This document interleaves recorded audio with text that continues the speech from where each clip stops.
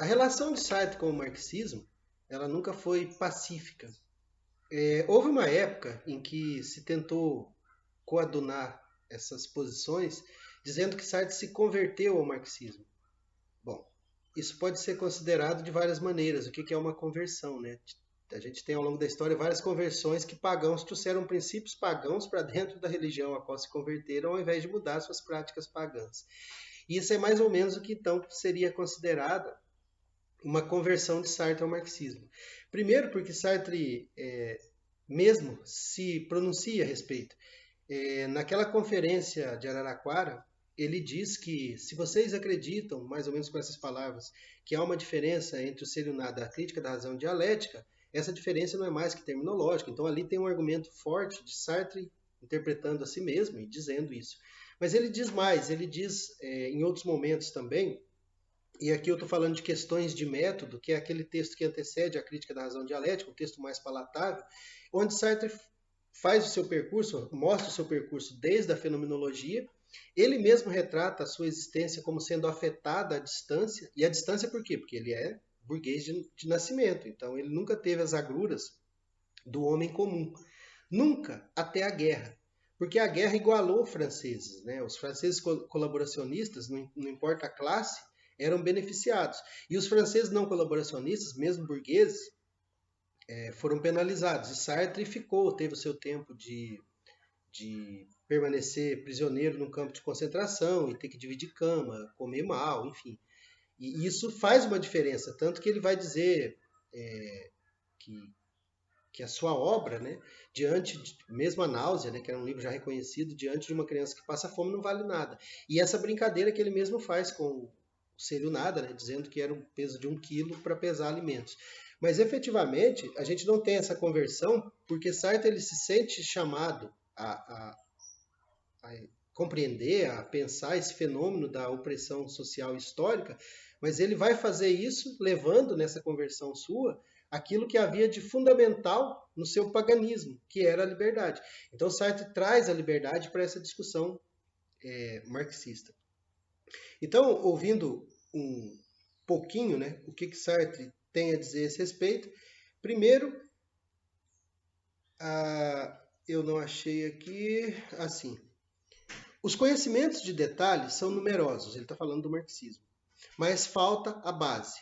Quanto ao marxismo, desculpe, essa referência é, no caso, à sociologia, aos trabalhos de antropologia, enfim, você conhece muitos detalhes, mas não conhece a relação de uma totalidade. Quanto ao marxismo, aqui sim, estou na página 35 da Crítica da Razão Dialética, né? Enfim, tanto faz, porque questões de método tem também naquele volume dos pensadores do Sartre. Quanto ao marxismo, tem fundamentos teóricos, abrange toda a atividade humana, mas não sabe mais nada. Seus conceitos são dictates. Seu objetivo já não é o de adquirir conhecimentos, mas o de constituir-se a priori em saber absoluto. Ou seja, diante dessa dupla ignorância, o existencialismo conseguiu renascer e se manter, porque reafirmava a realidade dos homens, como Kierkegaard afirmava contra Hegel sua própria realidade. Nesse sentido, Sartre está dizendo, de fato, o existencialismo é uma ideologia do marxismo, mas é uma ideologia gestada e demandada pelo marxismo, porque o marxismo, enquanto força de totalização, fez perder o indivíduo. E é interessante porque quando há essa desconexão entre aquele que faz a história e o saber da história, os homens comuns lá no interior da Rússia, plantando seus alimentos, faziam a história sem sabê-la. E é necessário que venha, então, um intelectual que faça essa passagem. O que Sartre está tentando estabelecer é que a história ela é feita também nessas atitudes simples do dia a dia. E que essa consciência que o homem comum do dia a dia não tem, é que precisa ser aclarada. Porque ela é a única base possível para se manter uma revolução. Então a revolução, quando a gente vê a prática da história, né, o que aconteceu efetivamente, os russos que morreram por uma revolução socialista e depois aqueles que também morreram para acabar com essa revolução socialista. Então você tem a liberdade atuando muito mais nessa história do que a força da dialética da história, as regras, as leis da dialética da história. Então, primeiro, Sartre ele se une ao marxismo, mas se une desde que ele receba algo em troca, ou que ele leve algo da sua antiga fé. No caso, ele não é apenas algo, ele vai levar toda a base da estrutura da liberdade de o ser e o nada para dentro do debate marxista. E ele diz que, e fundamenta isso na própria dialética da história marxista, dizendo que isso era demandado pelo marxismo, ainda que à distância. Foi assim que ele sentia, embora estudando num ambiente idealista, ele sentia uma necessidade de um realismo, a ponto dele achar que que o Jean Paul, né, que era alguém que propunha partir do concreto, ainda era pouco.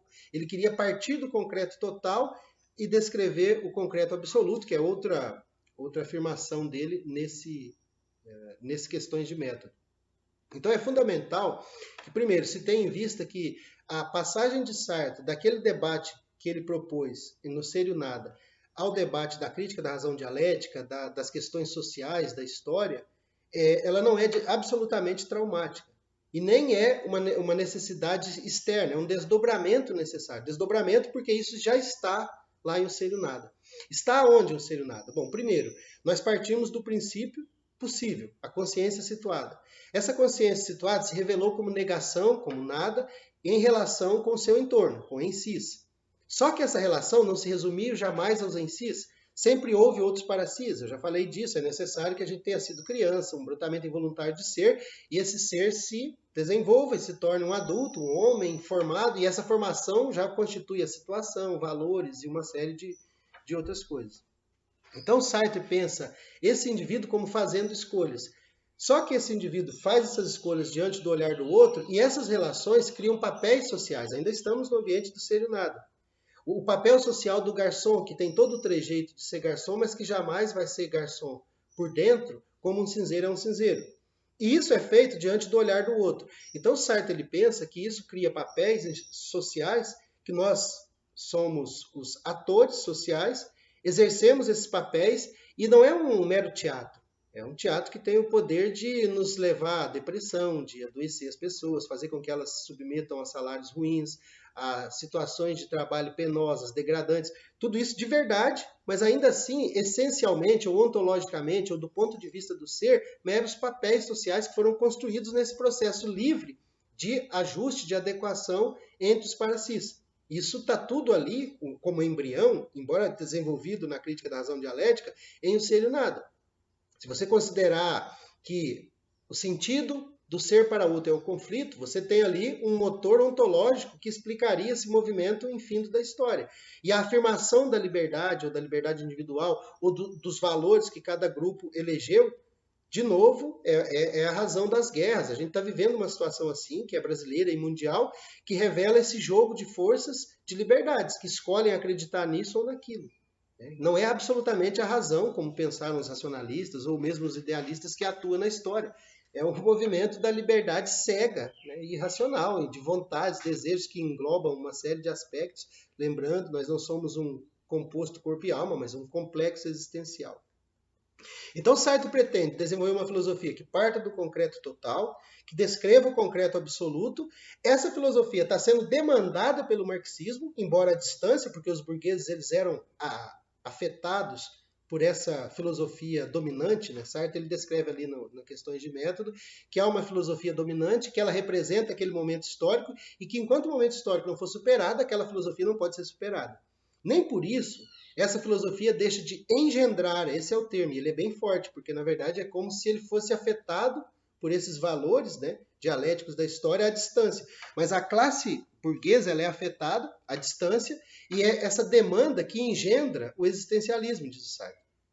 Existencialismo que ele denomina, ou ele mesmo diz assim, que é uma ideologia do marxismo, gestada, né, e mantida à distância pelo marxismo. Essa distância é justamente o que vai ser superado na crítica da razão dialética. Quando Sartre, considerando todos os trabalhos feitos por Marx e por seus continuadores, ele faz a análise e diz, bom, mas se eu considerar a ontologia do ser nada, a ontologia fenomenológica, se eu considerar aquilo que o mundo fenomênico revela, eu devo admitir que há um componente dessa equação proposta pelos marxistas que falta.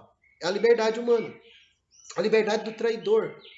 a liberdade do colaboracionista, a liberdade do pobre de direita, enfim, a liberdade que está na base disso. Então, se não trabalharmos aí, isso faz, por fim, Sartre está muito mais perto de uma postura anarquista, no sentido de que o que vai ser decisivo não é a instituição, embora ela não seja absolutamente dispensável, mas no sentido de que é necessário ganhar primeiro a liberdade individual para que essa liberdade se some com outras liberdades em vista de uma liberdade, Sartre está usando termos de liberdade, eu poderia dizer proletários que se unem em vista do interesse do proletário, as liberdades que se unem em vista do interesse de mais liberdades, e isso seria o fator desconsiderado pelo marxismo, aí um marxismo bem amplo, e que seria a causa da ruína da revolução socialista.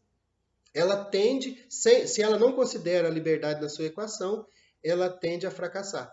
E eu acho que nesse ponto a história está do lado do Sartre.